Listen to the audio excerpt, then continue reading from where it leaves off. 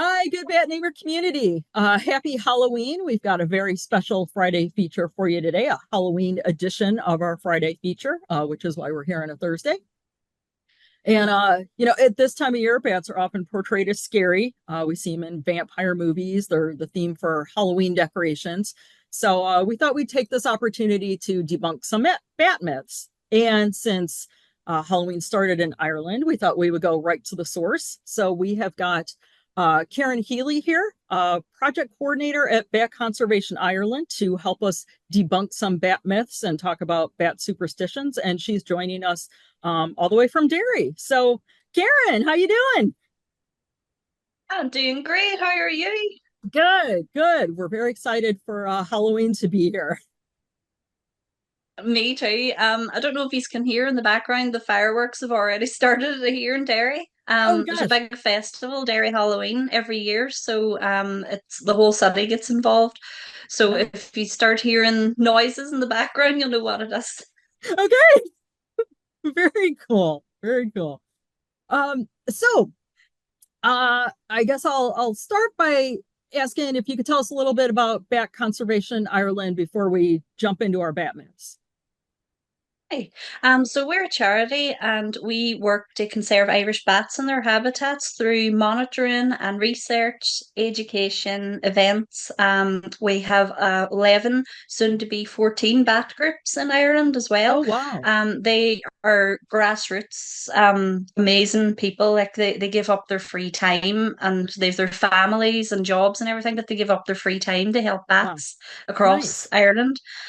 So amazing bunch of people. So they help us with the surveys for the monitoring programs. They do events for us, awareness, and they just spread the word basically about bats are amazing. We have a lot of action projects as well based around gardening for bats and about Nice. ecosystem services. So we're really excited this year. We are celebrating our 20th anniversary. Oh wow. So 20 years of that Conservation Ireland. So we've been Congratulations. working hard this year. Thank you. We've been working hard. We've had an event every month this year, and the big one is set for November, and it's called the Bat Ball. Nice. Very cool. The Bat Ball. That's And it's awesome. what you would expect, Gothic. So the whole theme is Gothic formal. So everyone Sweet. has to come dressed up in their best Gothic formal dresses and I things, love and there'll it. be dinner and dancing and raffle prizes and Wow. spot prizes for anyone with bat themed attire. Like clips in their hair Yeah, or yeah. necklaces. So there'll be Oh, that's spot awesome. prizes handed out. So we're looking forward to everyone getting together and sort of sharing a special night. So that's on the 16th of November. So we're really Okay. excited and planning that at the minute. Yeah. So a big part of our work is the Irish Bat Monitoring Programme. So we have 5 schemes and they help us identify trends in species distribution and population across the island of Ireland. We've 9 resident bat species, and the monitoring program helps us determine if the populations are going up, down, how they're distributed across Ireland. The lesser horseshoe bat, for example, is distributed in 6 counties to the southwest of Ireland. And we know that because of the monitoring schemes and all the hard work of the volunteers that goes on every year. And the National Parks and Wildlife Service gets involved and the Vincent Oh, Wildlife nice. Trust as well. So there's a big, That's big great. partnership working in Ireland to help bats, which is great. So as I was saying, like we've 11 and soon to be 14 back groups in Ireland. Wow. And we're sort of working hand in hand with them as well too. And they support us and we support them. In terms of education, we have 2 special websites. If anybody wanted to check them out, we have an online training platform, and that would be things like professional bat surveys, how to use bat Oh, wow. detectors. There's more modules getting added to it every few months. Oh, So neat. we can share the links with you if anyone wants to sign up. It's free to sign Yeah. up, and you can just complete the modules whenever you want. Oh, yeah. And then for the Everybody, wee ones, I'll put that in the post for everybody. So check that out. brilliant. Oh, that'd be great. And then for the wee ones, especially because it's Halloween, we have learnaboutbats.com. So it's there's like games and free downloadable resources and things too to Oh, use. great. So we have a lot of projects going on all year round. Yes. And we do our best to help our Irish bats. Nice, nice. And as project coordinator, I imagine you're involved in a lot of that. Around the events and the bat groups. And I was saying to you earlier that I've gone around nearly every county in Ireland twice this year because I survey for brown long-eared bats as well. So Nice. I'm the That's so cool. coordinator of the brown long-eared bat program. It was so much fun, and most of it was graveyards, so it's like a goth stream, a Oh, goth stream that's job. awesome. Oh, that's fantastic. Graveyards, bats. You can't get better than that. I was going to say So you're very lucky. I'm sure a lot of our viewers are extremely envious right now. absolutely love it. Yeah, How many yeah, people can say they love their job? Like it's really lucky. yeah. Oh, definitely. Wow. Nice, nice. All right. Well, I guess we should get on to our bat superstitions and myths. So I really loved the post you put up about bats and Halloween. So can you tell us why are bats associated with Halloween?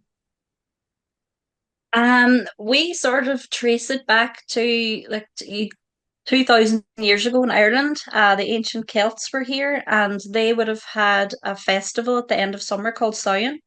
And part of that festival, they felt that the veil between this world and the other world was thinning.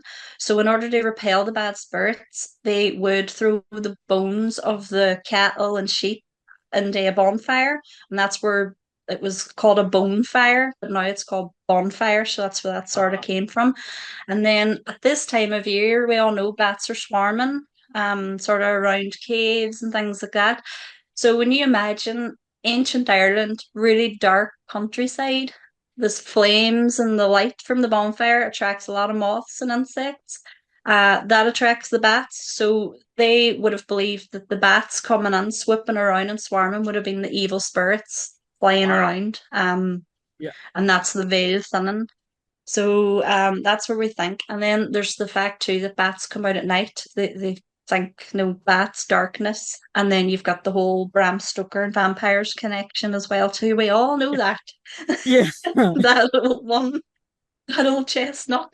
So bats and vampires, that's another popular myth, I was gonna say as we know. that's a perfect segue for us. We'll start with our first bat myth that all bats are vampires and will suck your blood. So obviously that's not true. We can thank Bela Lugosi for that, I think.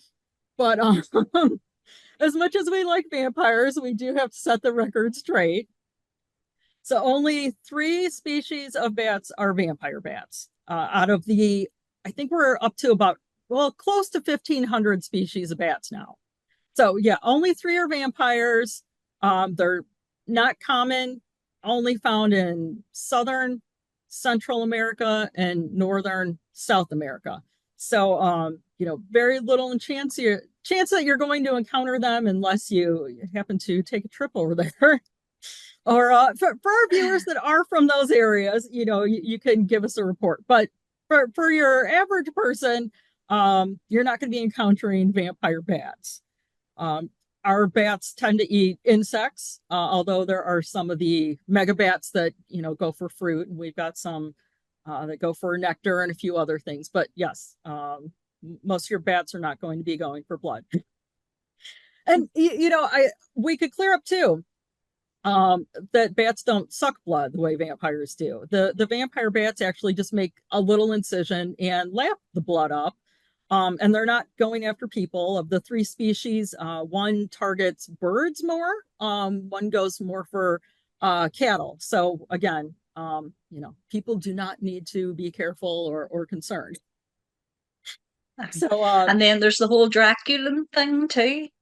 yeah, and Medical yeah. advances. So just because you see a bat, do not be concerned that there is a vampire nearby. So okay, I do another myth. We've all heard that bats are blind. Not true. Um they actually have fairly good eyesight, and they've got some pretty good night vision. The insectivores, the microbats, do use echolocation, but that doesn't mean they can't see. It just means, that that's what works for them. So definitely old wives' tale that bats are blind, so you can pass that on as well.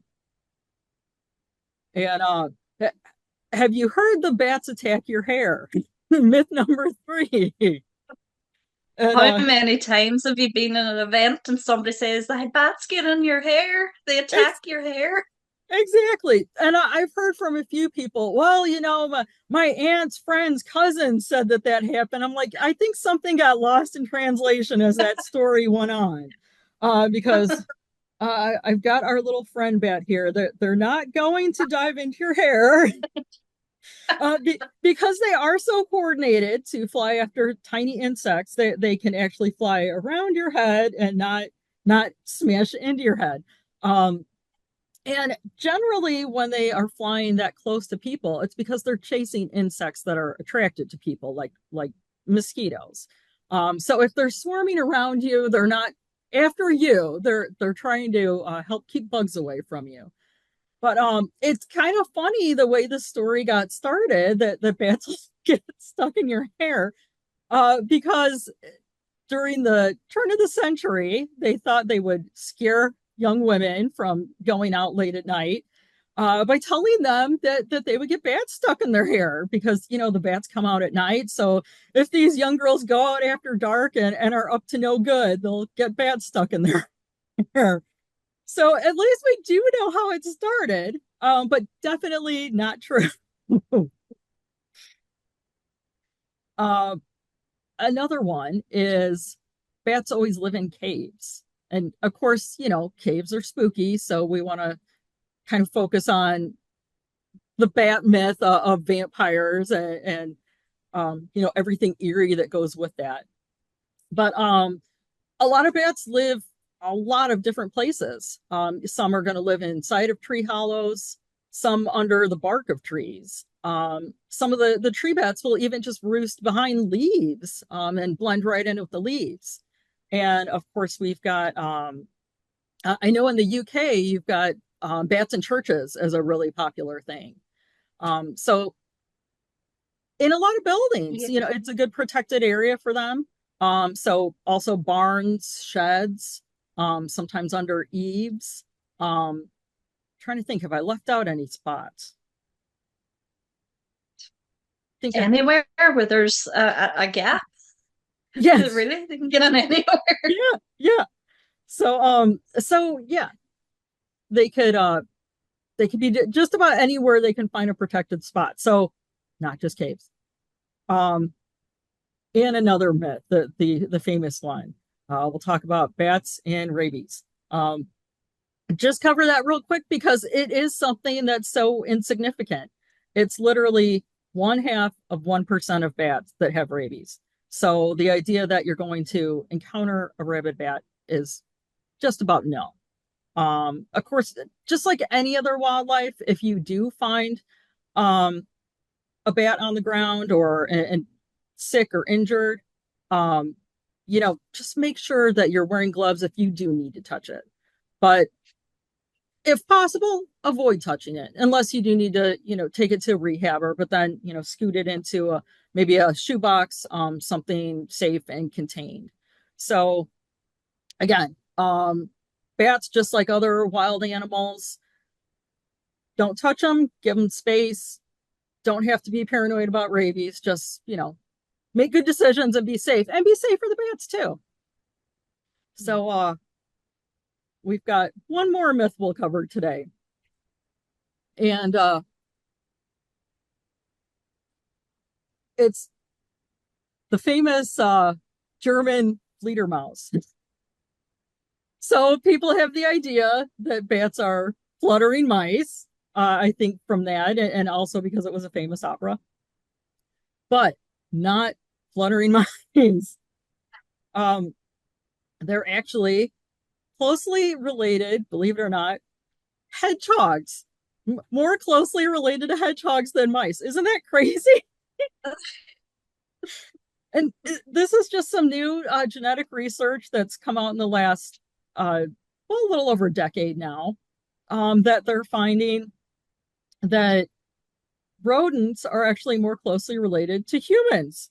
Uh, you wouldn't think, but it is true. And the closest relatives to bats are the carnivores. So cats, dogs, and also hoofed animals. So horses, giraffes. I actually have read of a professor that likes to refer to bats as flying horse dogs. So, so think of that That's a one. new one. Yeah, isn't that a good one? I just heard that. So Sky puppies too. yes, this and actually, so that is really accurate. Feed sky puppies since they're more closely related to dogs. I mean, who would have thought that that was actually accurate? Um, It's so cute. It suits them. it is, and especially the bigger bats, the mega bats, the flying foxes. They have the foxy faces. They do really look more like canines Yep. or cats. So that should be an easy one for us to remember, actually. So not flying rodents. And if Definitely not. yeah, definitely not.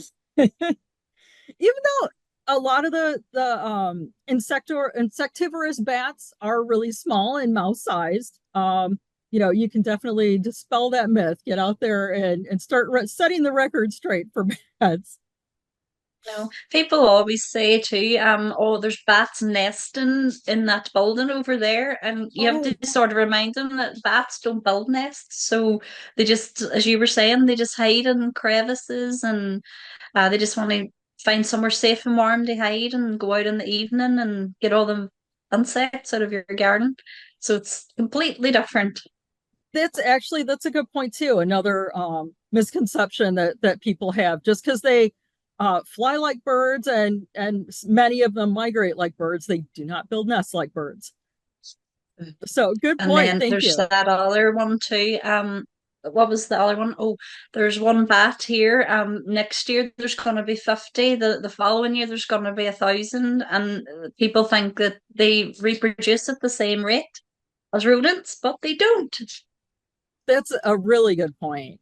And that's really another way to separate them from rodents, that they don't reproduce quickly, that they only have most have just one pup, some two, but also that they have a really long lifespan, whereas most rodents just have a lifespan of a year or two.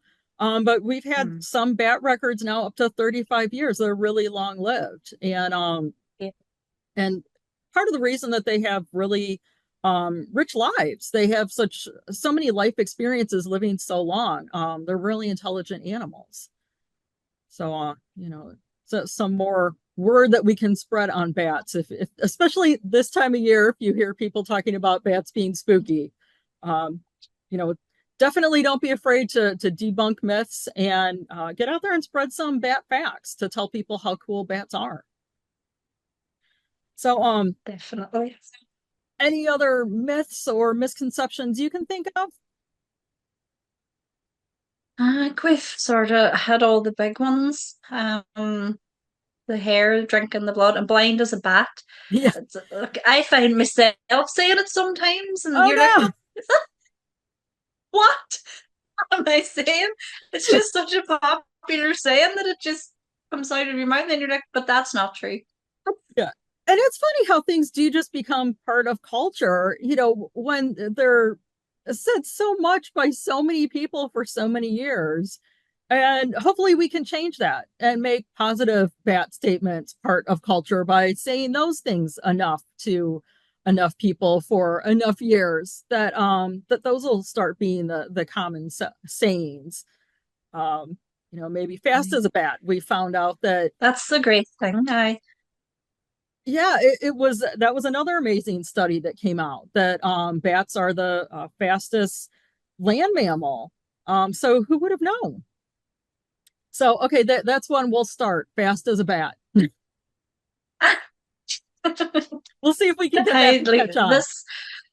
See, Bat Appreciation Month and Bat Week, it's all amazing stuff. Just getting the good news out there and showing people what bats actually do for us, because a lot of people don't realize that bats are pollinators, that they just disperse seeds, they're pest controllers, help with medical advances as well. So, um, the more positive stories we get out there, the better, definitely. Definitely, definitely. And that's a good point too, that this is Bat Week. Today is the last Bat Week, the last day of Bat Week, I should say. Halloween always wraps up Bat Week. It starts a week before and runs till Halloween. So if you didn't celebrate this year, get your plans in place for next year, and make sure you get out there and have some bat fun for Bat Week.